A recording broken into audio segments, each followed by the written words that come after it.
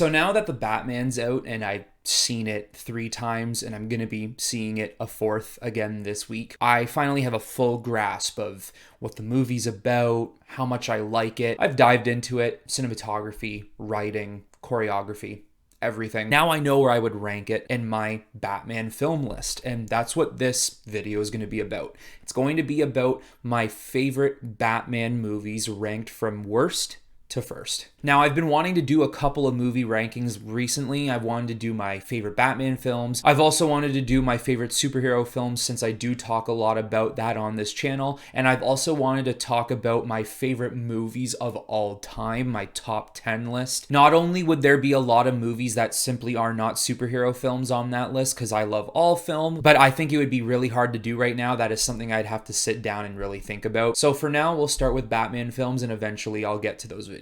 Now, before I start my list, you should know this is a live action. This has nothing to do with the cartoons or animated, because this list would be humongous if that was the case. And there are also 4 live action projects I'm going to be keeping off the list. Number 1 would be Gotham. I'm not adding that to the list. Number 2 and 3, there are actually 2 live action shows or ongoing series that they had in the 40s, 1943 and 1949. That Batman was played by Lewis Wilson. I have never seen those shows, so I can't add that to the list. And number 4, I am not adding the Justice League by Joss Whedon. That was not Batman in that film. That movie should not even be talked about. That film should actually be burned universally so the entire world can know that that movie is no longer a film or even respected as such. So usually as my movie rankings go, I go from worst to first. So on the bottom of my Batman live action movie rankings list,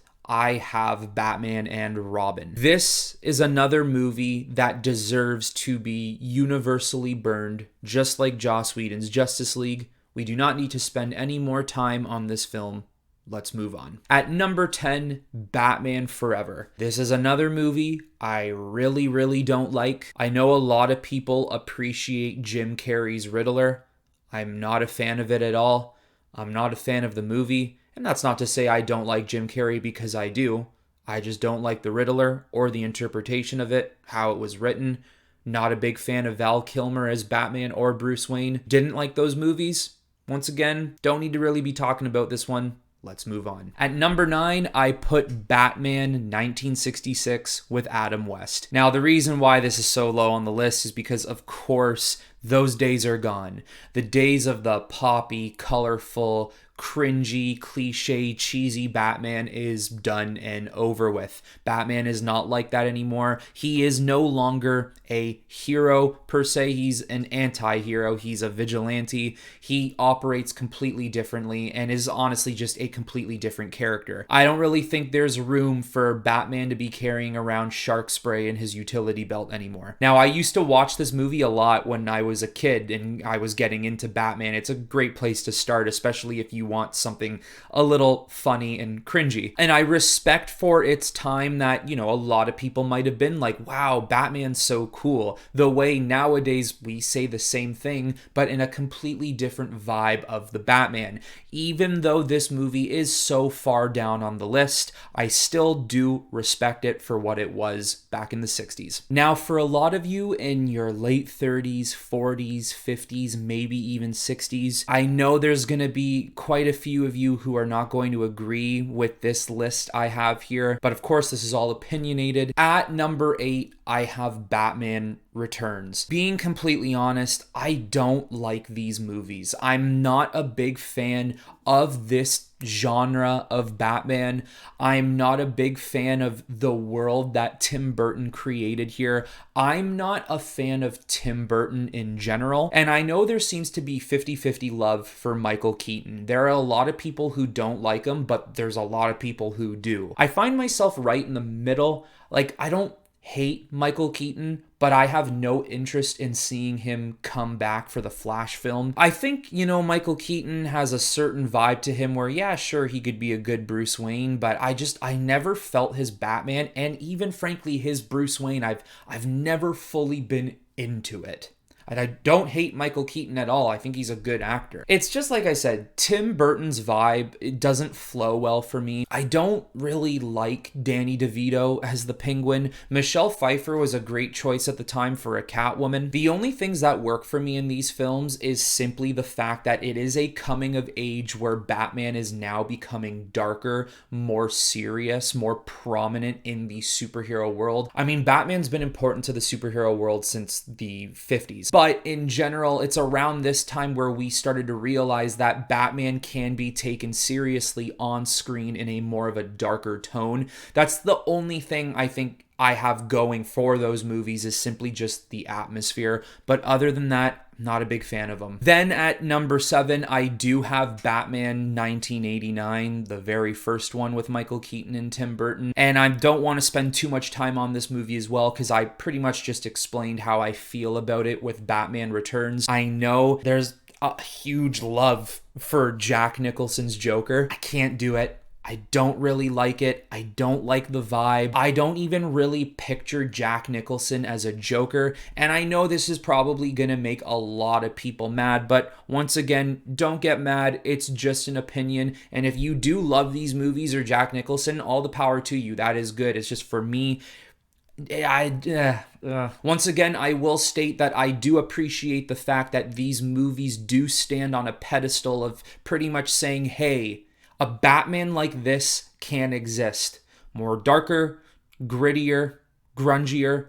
I like that. But they're not my type of movies. At number 6, I put Zack Snyder's Justice League. I think Zack Snyder handled Batman very well in the Justice League film. I also think it's really cool how we got to see more of a comic bookier Batman on screen with a bunch of superheroes who are basically gods in their own rights, and how Batman would fit into a team like that. The reason why the movie is a little bit lower is because it's not just about Batman, it is about the team, it's about the league in general. You know, you can really dissect that movie, and a chunk of it would be about Aquaman. A chunk would be about Wonder Woman. A chunk would be about Cyborg, and so on. Now, entering the top 5, I did put Batman vs. Superman at number 5. I think the next movies I have coming up are way too pivotal and important to the world and story of Batman and DC Comics. Whereas with Batman vs. Superman, as much as I do love this movie, I do need to drop it down to the bottom of the top 5 list here. This story of the Batman is very similar to how I kind of explained the Tim Burton world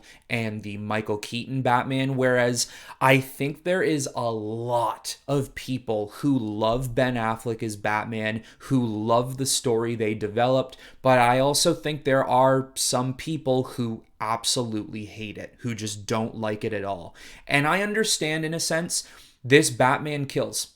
And he goes out of his way to kill sometimes. He's not the vigilante who believes in no guns, no killing, blah, blah, blah. This Batman has been through the thick of it. He's been doing this job for over 20 years. He sees what Gotham has done to the people closest to him, or just to the city itself. I mean, he's lost a Robin to the Joker. I mean, we never get to see it, but it's alluded to. And he also has a line in the movie to Alfred where he compares criminals to weeds, that every time you pluck one, another one grows in its place, and there's just no stopping them. So why resort to justice when you can essentially just resort to revenge and kill everything in sight?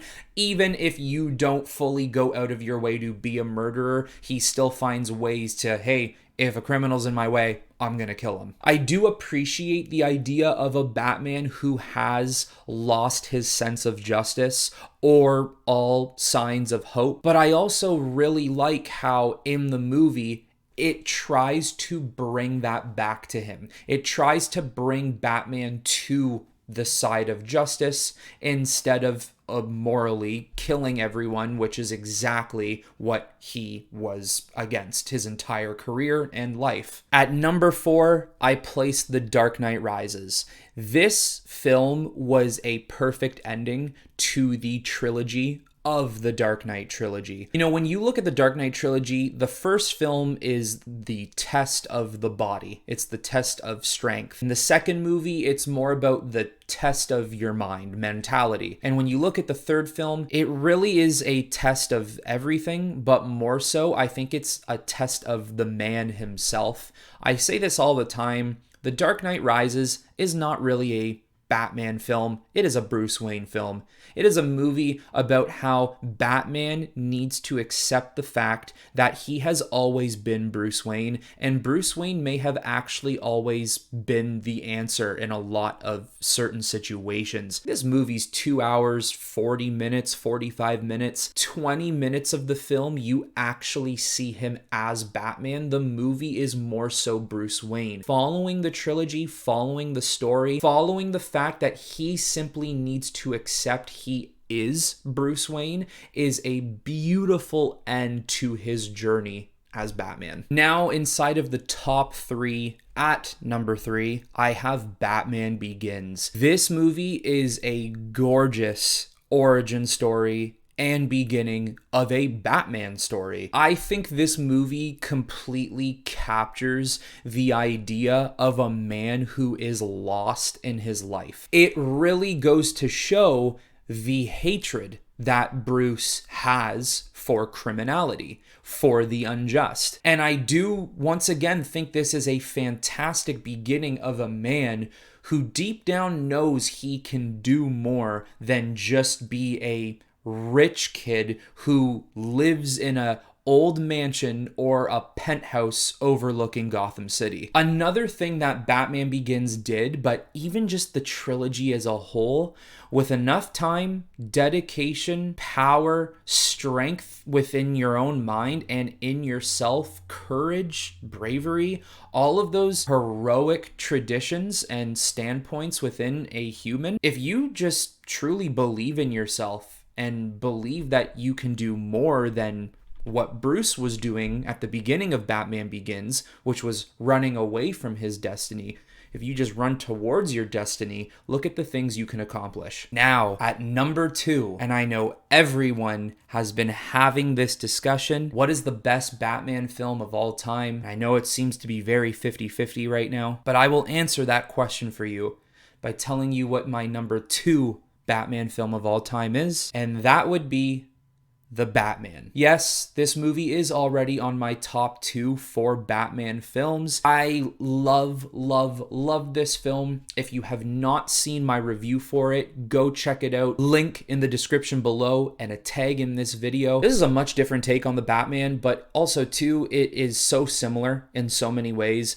I mean, Matt Reeves went out to just get so many different descriptions of the Batman and tried to mold them all in one movie without suffocating you with too many Easter eggs or just, too much of anything really. He found a way to keep it clean and, keep it current and keep it easy to understand. And there were so many times where I'm like, damn, that's Christian Bale's Batman, or damn, that's the Arkham Batman, or damn, it's Ben Affleck's Batman, or simply, damn, this is Robert Pattinson's Batman. He's just so different, but so similar in all the right ways, and it works. This is also a Batman who is a true detective, who is super smart. He's a tinkerer. He makes his own gadgets. He's made everything from scratch. Even his suit might not be the prettiest, but it works. One of the darkest Batmans we've ever had. He doesn't talk unless he has to. He's an observer. He's brutal. Every punch he throws, every kick he throws, every movement he makes, he plans on breaking your face. This Batman was simply a rediscovery of what it means to be a Batman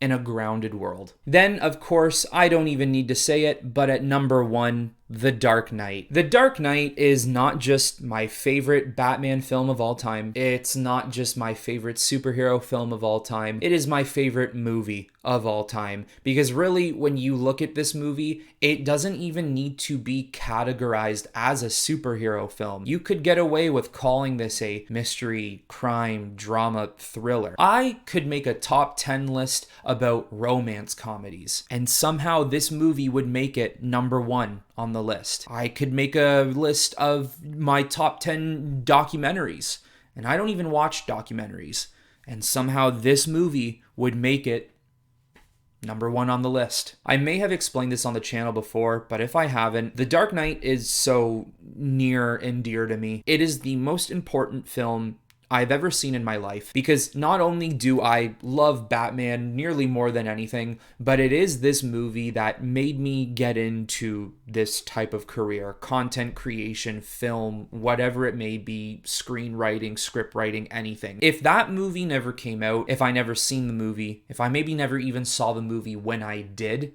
I don't think I'd feel the way I do today about any of this. You know, everyone wants to talk about how the movie is so damn good because of Heath Ledger's Joker, and I'm not denying that at all. It is the truth. Heath Ledger stole the show. But the reason why I love the film is for Batman. It's actually for Christian Bale. He is so overlooked in that film, it's crazy to me. The most beautifully written part in that entire movie is at the end when he decides to take the fall for Harvey Dent. That is the most Batman thing ever. And you sit here and you think to yourself that yes, Batman is an anti-hero. Even me, myself, I don't fully describe him to be a full-out superhero. But it's moments like that that do categorize Batman as a true superhero. As someone you can look up at and believe in and almost idolize in a lot of ways. The Dark Knight didn't just capture everything in a film for me: cinematography, directing, producing, lighting, writing, but it captured everything personal for me. What it means to be an actor, what it means to be a director, what it means to write a good story, what it means to have truly epic music, what it means to be Batman, and simply what it means to me. The Dark Knight trilogy, but the Dark Knight in particular, will continue to stand the test of time. And for me, I will probably enter the grave as an old man with my favorite movie of all time still remaining to be The Dark Knight. But there you have it, guys. That is my top 11 list of Batman movies of all time. Now it is your turn. Let me know in the comments below what you think of my list, or even better yet, give me your opinions on your favorite Batman movies of all time. What ranks first? What ranks last? Even if you want to just give me your top 3 or your top 5, I'd love to hear it. But that is it for this one, everyone. And just like usual, I will talk to you all very soon.